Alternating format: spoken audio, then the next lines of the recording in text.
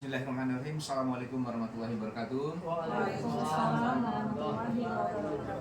Bapak Ibu yang kami hormati, pada kesempatan ini kita akan memberikan presentasi tentang visi dan misi sekolah kita. Ini adalah bagian tugas yang merupakan rangkaian kegiatan observasi kepala sekolah yang dilaksanakan oleh Ibu Pengawas kita, Ibu Yanti Sofina MPD. Di dalam komunitas ini kita sifatnya sudah mewakili semuanya. Ada unsur pimpinan di sini, ada Pak Arben sebagai wakil kurikulum, ada Pak Tadi sebagai wakil kesiswaan dan Pak Pusat sebagai wakil selana, dan teman-teman kita guru yang sudah mewakili berbagai unsur yang tergabung dalam tim pengembangan kurikulum sekolah dan tim pengembangan sekolah. Ada anak-anak kita dari OSIS yang juga mewakili komunitas kita hari ini. Insya Allah nanti ini akan menjadi suatu presentasi yang jelaskan tentang bagaimana program sekolah kita ke depan. Baik, kita mulai dari pemaparan visi misi sekolah kita.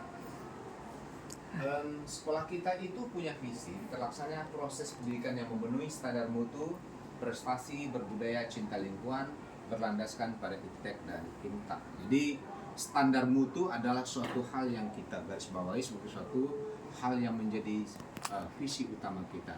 Kemudian sudah ada standar mutu itu, kemudian capaian kita berikutnya adalah berprestasi dan tetap berakar kepada budaya kita. Kemudian kita juga mengembangkan suatu program sekolah yang cinta lingkungan, tentu berdasarkan iptek dan imtak. Kemudian visi ini kita jabarkan di dalam misi sekolah kita. Misi kita itu ada beberapa, tapi kita ambil beberapa hal yang menjadi skala prioritas kita. Yang pertama itu menciptakan profil pelajar yang berakhlak mulia, rajin dan beribadah. Kita lihat bahwa kita ini adalah sekolah PSP, program sekolah penggerak. Jadi pengembangan program sekolah kita itu lebih mengerucut kepada pengembangan profil pelajar Pancasila yang ada 6 dimensi itu: bertakwa kepada Tuhan Yang Maha Esa, kemudian bergotong royong, mandiri, berakhlak mulia, kemudian juga inovatif. Itu bagian daripada bagaimana kita menggiring program sekolah kita itu menjadi suatu profil pelajar Pancasila. Kemudian menciptakan pembelajaran yang menarik, menyenangkan, berkarakter, dan meningkatkan manajemen satu pendidikan yang adaptif, berkarakter, dan menjamin mutu. Yang berikutnya menciptakan lingkungan sekolah sebagai tempat berkembangnya intelektual, sosial, emosional, keterampilan dan mengembangkan budaya lokal dalam kebinekaan dunia.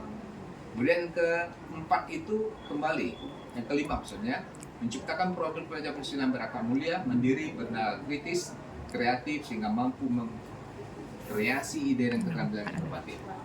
Menjamin hak belajar setiap anak tanpa terkecuali termasuk anak yang berkebutuhan khusus dalam proses pembelajaran menjunjung tinggi intelektual. Kemudian menciptakan partisipasi aktif orang tua dan masyarakat dan beragaman yang mewadahi kreativitas belajar yang berjiwa kompetitif. Ada satu hal yang menjadi satu kekhususan kita untuk memperhatikan, yaitu tentang inklusivitas, yaitu menjamin hak belajar setiap anak tanpa terkecuali termasuk anak yang berkebutuhan khusus. Jadi kalaupun misalnya kita secara khusus sebelum menempatkan anak-anak berkebutuhan khusus itu sebagai suatu itu pelayanan yang terprogram, tapi kita melalui kawan-kawan di BK sudah membuat suatu program yang menjadi dasar bagi kita untuk membuat program berkelanjutan ke depan, bahwa anak-anak yang berkebutuhan khusus, anak-anak yang cerdas istimewa, anak yang punya bakat istimewa, termasuk hal-hal yang adalah anak-anak yang kita berikan pelayanan pendidikan di sekolah kita. Jadi kalau kita boleh menyatakan bahwa visi yang tadi kita sampaikan, kemudian kita jabarkan dalam bentuk misi, ke fokus mana kita akan memberikan pelayanan kepada anak-anak kita, yaitu fokus kepada pembentukan budi pekerti akhlak manusia, yaitu mewujudkan profil pelajar Pancasila. Lanjut. Baik, kita mengembangkan sekolah kita ini berdasarkan hasil perolehan rapor pendidikan. Jadi di dalam program pengembangan sekolah itu, sekolah di dalam menyusun program pengembangan pada tahun berikutnya. Contohnya pada tahun 2023 kita memperoleh rapor pendidikan. Kemudian kita lihat nanti rapor pendidikan 2023 itu keluarnya nanti adalah kelanjutan di rapor pendidikan tahun 2024. Di situ kita lihat ada rank, ada kesenjangan, ada misalnya catatan-catatan khusus yang kita peroleh di dalam rapor pendidikan itu. Itulah yang kita jadikan dasar untuk pengembangan sekolah. Itu yang sebenarnya perencanaan berbasis data, PBD, perencanaan berbasis data, perencanaan yang kita susun berdasarkan rapor pendidikan.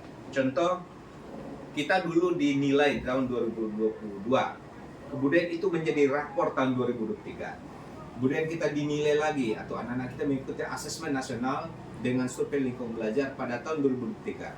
Itu menjadi nilai pada tahun 2024. Kalau kita bandingkan, berdasarkan rapor pendidikan UPT SMP Negeri 1 Sitiung tahun 2023, ini nilainya.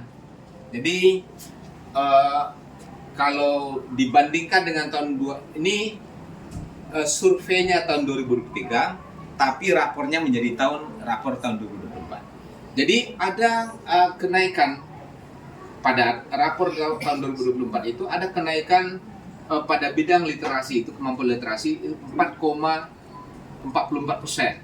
Kalau dulu nilai kita tahun 2003 itu nilai kita 80. Kemudian pada tahun sekarang nilai kita 84,4%. Kemudian untuk kemampuan numerasi kita juga mengalami kenaikan. Kalau dulu angka kita di 46,67 di tahun 2023, sekarang nilai kita 88,89%. Ada naik 42,22. Jadi di situ kita melihat bahwa program literasi dan kemampuan literasi dan kemampuan numerasi itu